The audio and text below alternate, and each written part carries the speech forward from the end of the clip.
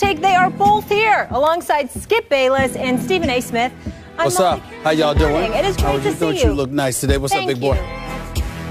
Welcome back. I'm back in the house. I told you I'd be back. Now, wait a second. I heard that tonight, once again, you are hosting. Is that right? Hosting the 6 o'clock Sports Center? I'm doing it by myself. By yourself at 6 o'clock tonight. I'm very nervous. E1, right? I'm very Sports nervous. Center. I anticipate that it will be much harder to do that than beating up on you in the morning. Oh, but now you have disqualified the reason you're actually with me on Friday because you came for 6 o'clock Sports Center. No. You didn't come for me. You came for it. He came for me. Here's the deal, Skip Bayless. Yeah, I got you. Don't force me to admit on national television how much I love you. There have been plenty of times I have come here just for you. That is true. Yes.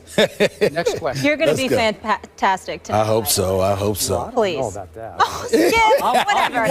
I'll be Let's see if either of you are going to be fantastic That's in this the show. hilarious part. One of the things I've been thinking about is the fact that I know he's going to be watching. Well, I'm going to be watching too. Got his He's not gonna DVR. miss it. I'm excited. Oh, yeah. It's going to be great. I might be live tweeting. Yes, he might. Don't put it Can't past wait. Molly, don't put it past him. I'm Someone's trying going to to tell be you. trolling you. Don't put it No, past it's going to be great. You're going to get us set for all those great NBA games we have tonight. But today, we are previewing all the major NFL matchups, and we'll also talk about D. Rose looking like his old MVP self last night. How about that? To kick things off, we just heard the Eagles' Benny Logan on 94 WIP calling the Cowboys crybabies. This ahead, of course, of the Eagles-Cowboys matchup in Dallas. Potential playoff implications on the line.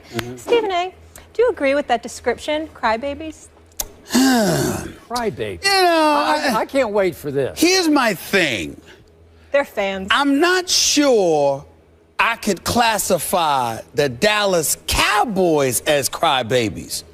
They're fans? Yes. An entirely different matter altogether. Wait, you're clapping for You know, that? I mean, there's clapping for nobody worse Wow. than Cowboy Nation. There's nobody worse than Cowboys Nation. Cowboy Nation is the worst. You whine about everything. You don't live in reality. Listen. It is relevant. It is relevant. No. When you look, I will say this, Skip. I will say this. You think about Dallas, they really shouldn't be complaining about anything because they've dug their own proverbial grave, you know, as far as I'm concerned. When you think about the fact that they let go of DeMarco Murray, when you heard Jerry Jones whine about how if it were not for the salary cap, we would have kept him here, but then you found a way That's to not whining, that's just telling the truth. Well, you could say that, but Greg Hardy's on that squad. You found some money to give him this year. You have a cap. You got to squeeze people under it. You found some money to make sure you give him because you got to remember. Well, you got to remember, really? Yes. You think Greg Hardy's more valuable than DeMarco Murray? We'll see Let me on tell you something Sunday. right now. Won't we? If DeMarco Murray was in a Cowboys uniform, running for this team behind that offensive line with that system that they had tailored towards him last year, you would not have felt the effect of Tony Romo's absence to the significance that you did. Matt Castle would have looked better. Brandon Whedon would have looked better. Okay, you might not have you might not have needed to rush Des Bryant back prematurely and endanger his health while you're saving Tony Romo. You wouldn't have been able to do any of that.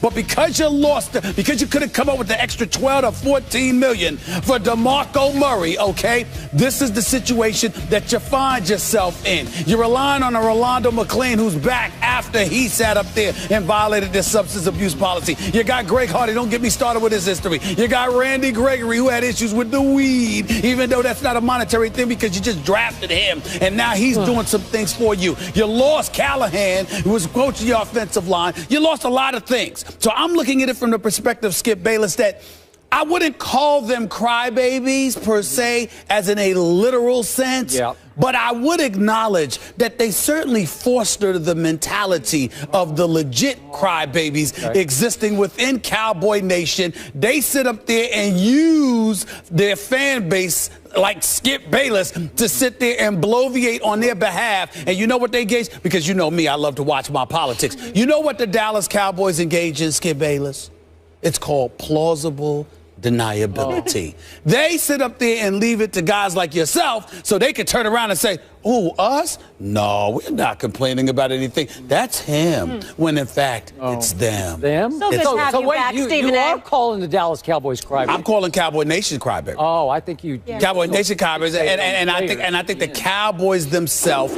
Are they whining a little bit? Yeah, they're probably whining a little bit because, they're feeling the injury bug and they've been victimized. It's been and a all long that stuff. time. Woe is me. I do sense that, Skip Bayless. I must admit, I do sense that. I'm happy that you have a bodyguard on this topic today. I might just move over there. You need Yeah. it. This is 2-on-1. It's back to the good old days of the show, and I love it because I love this topic. I especially love this part of this topic, your uninformed, dare I say, idiotic opinion about DeMarco Murray, but my tongue is tied on this one because somebody is remembering we are going to do a full-blown topic on that later in this show. Good, so I'm not going to waste our time on that topic, how much they miss DeMarco Murray, because they don't miss him at all. Trust me. Trust me. Really? Yeah, Sure. we will do that later in this show. Now, that's idiotic. No, it's not. That they don't miss him. Back to my friend Benny Logan of the Philadelphia Eagles and your friend. Now, I cannot express to you how much better, even better, I feel about my Cowboys' chances this Sunday at home against those arch-rival Eagles because of the idiocy of one Benny Logan. I appreciate you, Benny. Thank you very much for filling up our bulletin board with motivation. So let me get this straight. On a football level, this is as disrespectful a shot as you can take because you are questioning the manhood, Benny Logan, of the best offensive line in all of pro football. That's what you're doing, because I'm going to read that quote again. I'm going to hit you hard every snap, says Benny Logan. So just shut up and get hit and take it like a man, questioning the manhood of my offensive line. And I'm going to point this out again as I did yesterday. Pro Football Focus did an extremely great job of grading out all the blockers in the National Football League, and the whole left side of my offensive line graded 1, 2, and 1 at their positions. The best left tackle in Ty Smith, the best left guard in Lyle Collins, and the best center in Travis Frederick. That's how great the left side of that line. Absolutely. They've all graded out number 1 at their position. And this guy is questioning their manhood.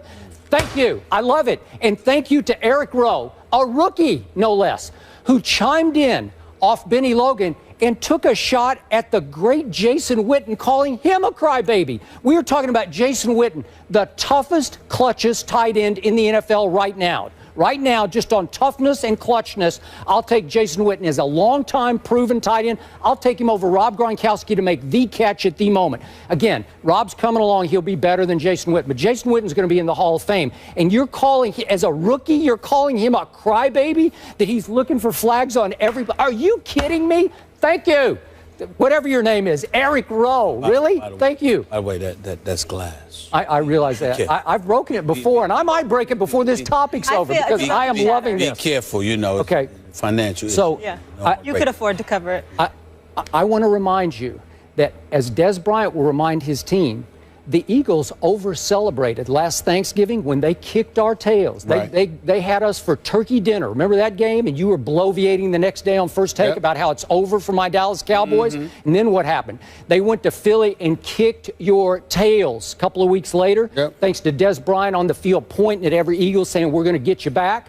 Well, they're going to get you back this weekend at home, where I'm going to remind my Cowboys, they've lost 4 of the last 5 to Philadelphia at Jerry World. 4 of the last 5. Remember that. Put that on the bulletin board. Remind yourself Go ahead. of that. Feel the need to motivate. And also, I know. I want to remind everyone, especially Eagles Nation, that as subpar as Matt Castle has been so far, that Sam Bradford is dead last in QBR in the National Football League. He is dead last in QBR. And I also want to remind everybody, especially Eagles Nation, that the Eagles are dead last in time of possession. You know why? The fast break offense goes 3 and out, 3 and out. And all of a sudden, the other team's got the ball, and it's got the ball again, and it's got the ball again. My team can run the football behind the best offensive line. Totally agree. So here comes Darren McFadden. Here comes time of possession. Here comes ball control. Here comes keeping the score close. I'll give you, the Eagles are a little better overall team right now, but my team will keep it close. And you know what? It is time for me to get one break. I just need one bounce, one friendly bounce. I've got none for 5 games. this time I get one big friendly bounce on one key play, and my guy Matt Castle makes one more play than Sam Bradford, and the season starts now, because the NFC East hasn't really started yet, but it's going to start now for my Dallas Cowboys. They will win at home. I appreciate the motivation from Benny Logan and young Eric Rowe. And I'm going to go Cowboys somehow, some way. I'm going to go 24-23. Thank you. Skip Bayless, you make a compelling argument. I can't deny that, because when you consider the fact that novices, rookies, would open their mouth and allow bulletin board material to be provided to arguably undisputably the strongest element of the Dallas Cowboys, which is their offensive line, is just flat out idiotic. You're right about that. I totally give that to you. I would remind you, however, the Eagles played one less game because they had a bye week, and they lead the league in turnovers, you know, with takeaways with 19. They do. With 19. Yeah. And the Dallas Cowboys obviously don't mind giving the ball away from time to time. So the combination of those things work against the Dallas Cowboys. However, if they're running the football and not really throwing it, that's where the Eagles could be in some trouble. And I'm concerned about that because their offensive line is no joke. Obviously, Dunbar is injured. Joseph Randle has been released, so now all you've got is Darren McFadden. You know, I continuously question his durability more so than anything else. He's had a couple of games, but I wonder, in a smash-mouth football game, which I think this could potentially end up being, I don't know how reliable McFadden is. Now, granted, he's running behind that offensive line, so if there's ever a shield of protection to be provided to a running back, they've got it in Dallas, no question, particularly with the left side, just like you highlighted. You know, but in the end, I think the takeaways, I think the combination of the takeaways along with the Eagles defense and the way they can play some football, the way they've been playing football over the last several weeks, the fact that Tony Romo is still not the quarterback, that it's going to be Matt Castle, and if something happens to him, it's going to be Brandon Weeden. In the end, I believe wholeheartedly that the Eagles should be able to win this game. I think Dallas will be able to run the football effectively, but they've been running the football effectively. They're averaging about 127 yards a game, but it doesn't stop them. It hasn't stopped them from losing 5 straight. So in the end, my point is you could still end up running the football effectively and wind up losing anyway, which I think will happen to the Dallas Cowboys hope so. in this particular situation. I'm going to pick the Eagles to win this game 30-22. 30-22. That's right. 30 against my Greg Hardy-led. That's a lot of points for Sam Bradford. Yeah, but you know what? Sam Bradford might get hurt, and Mark Sanchez might come in there. And if Mark Sanchez comes in there, he's still better than Brandon Weeden or Matt Castle. And I expect the defense for the Philadelphia Eagles to score at least 7 points. So I'm looking at the offense to basically score anywhere from 22 to 23 points. I think the Eagles defense will score a touchdown in this game. Okay, and Molly wholeheartedly agrees. I'll be looking for that. No, I'm going to be looking for that friendly bounce. I can't wait. Hey, Betty. Thanks for that.